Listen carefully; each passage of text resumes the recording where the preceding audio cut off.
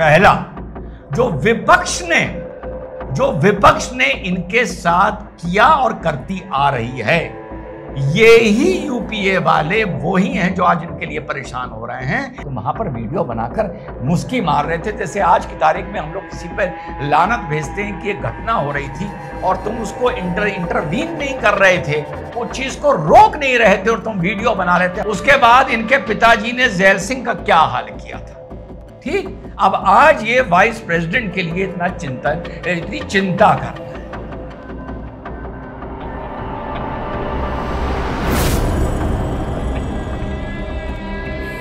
Hello, नमस्कार, सत श्री अकाल, अस्सलाम वालेकुम। कैसे हैं जनाब साहब? क्या प्रेम देखने को मिल रहा है जगदीप धनखड़ साहब के साथ विपक्ष का। वाह वाह वाह वाह। ये राजनीति और ये ओछे लोग क्या क्या देखने को हम लोगों को देते हैं। बिन पैंदे के लोटे नहीं कर सकते इनको। बुजुर्ग कह गए हैं ना, डूबते को तिनके का सहारा। कभी तिनके का सहारा कितने गिरे कितने गिरे कितने गिरे।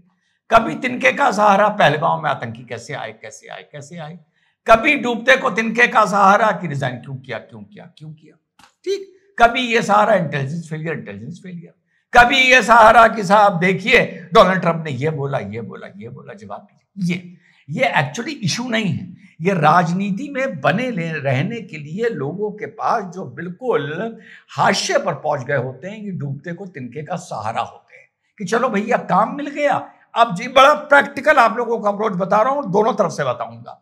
तो साहब चलो इसी पे चर्चा करो थोड़ी देर। इसमें आपके ट्वीट थोड़े से वायरल हो जाएंगे, आपके दिए हुए बयान थोड़े से वायरल हो जाएंगे।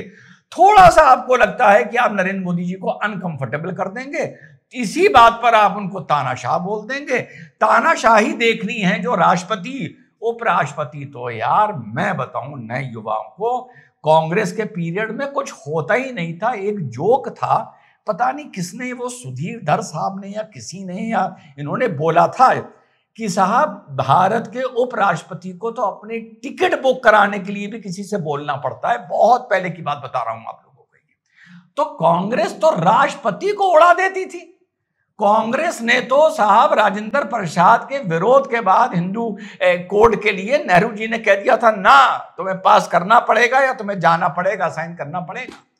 इंदिरा जी ने राष्ट्रपति का क्या हाल किया था, कहा था साइन कर, इस पे इमरजेंसी लगे। और अमेंडमेंट लेके आई थी इंदिरा जी कि राष्ट्रपति को पहले तो थोड़ा पावर भी था, एक एग्जीक्यूटिव ऑर्डर पास होने के बाद, उसके बाद तो वो पावर भी ले लिया था। आई थिंक 74th अमेंडमेंट था ऑफ 42nd अमेंडमेंट जो हुआ था, उसका क्लॉज 74 या समथिंग मैं भूल रहा हूं, बहुत पहले मैंने पढ़ा था। उसके बाद इनके पिताजी ने जैल सिंह का क्या हाल किया था। ठीक, अब आज ये वाइस प्रेसिडेंट के लिए इतनी चिंता कर रहे हैं। अच्छा, इस वाइस प्रेसिडेंट का तुमने क्या हाल किया था जो आज इलू खेल रहे हो? अरे यार, लोकसभा के पटल पर, उस प्रांगण को मैं पटल ही मानता हूं, है वेल, अगर आप छोड़ दें, लोकसभा की सीढ़ियों पे खड़े होकर इस धनखड़ की लोग मिमिक्री कर रहे थे और तुम दो कौड़ी के आदमी, तुम उसका वीडियो बनाकर मुस्की मार रहे थे। तुम वहां पर वीडियो बनाकर मुस्की मार रहे थे, जैसे आज की तारीख में हम लोग किसी पर लानत भेजते हैं कि एक घटना हो रही थी और तुम उसको इंटरवीन नहीं कर रहे थे, वो चीज को रोक नहीं रहे थे और तुम वीडियो बना रहे थे। हम लोग अक्सर ये कहते हैं ना कि ये चीज हो रहा था और देखो लोग खड़े होकर वीडियो बनाते रहे। ये इंसान जो इनकी पार्टी आज इनके लिए परेशान हो रही है, ये यार खड़े होकर वीडियो बना, ये यार कुछ दिन पहले इसी के खिलाफ नो कॉन्फिडेंस मोशन लेके आए थे।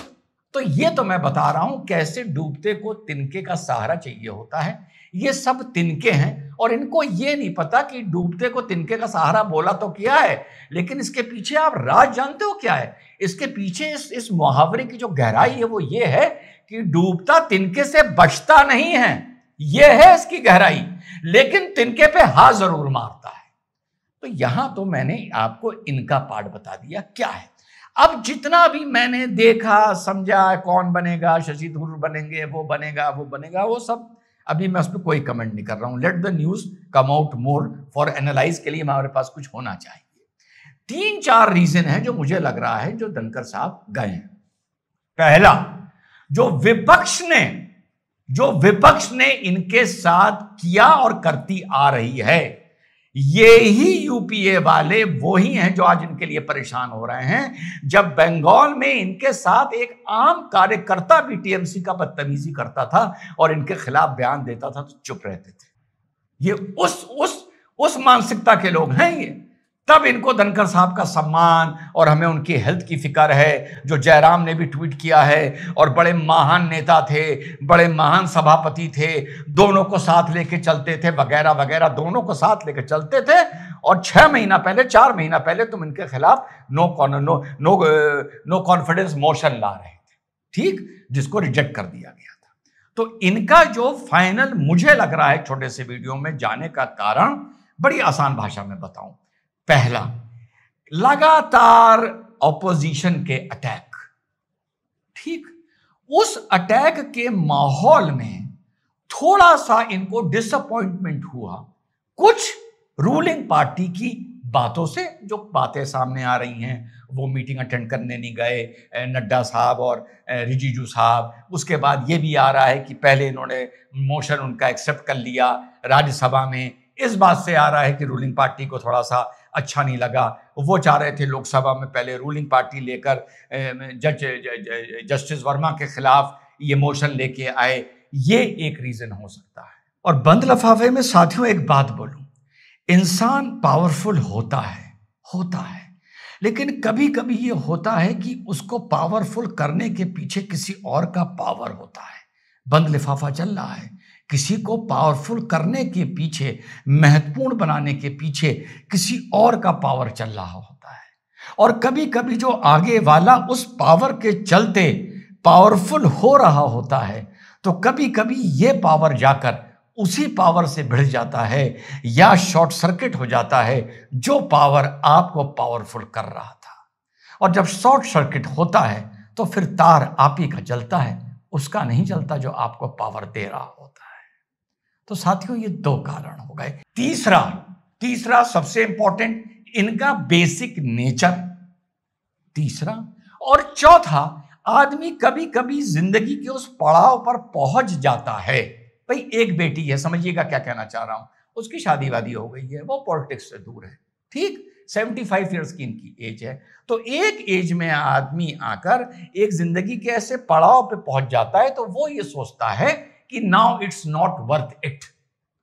अंडरलाइन, ये हम आप भी अपनी जिंदगी में सोचते हैं। तो 4 रीजन हैं। विपक्ष के लगातार अटैक, दूसरा आपका रूलिंग पार्टी की भी इनसे कोई डिसअपॉइंटमेंट या कोई आर्गुमेंट, दूसरा, तीसरा सबसे इंपॉर्टेंट आदमी का नेचर, चौथा सबसे इंपॉर्टेंट आदमी की एज, और एज के साथ हम आदमी की मान लेते हैं हेल्थ, और 5वां भी आप ऐड कर सकते हैं, एक बच्ची, तीसरी बार बता रहा हूं, उसकी शादी हो गई, सब ठीक है, लाइफ में बहुत कर लिया है, it is high time to hang the boots. Simple सा इन चारों का मुझे ये कॉम्बिनेशन साथियों नजर आ रहा है। There is no single reason. जय हिंद, वंदे मातरम, खुदा हाफिज।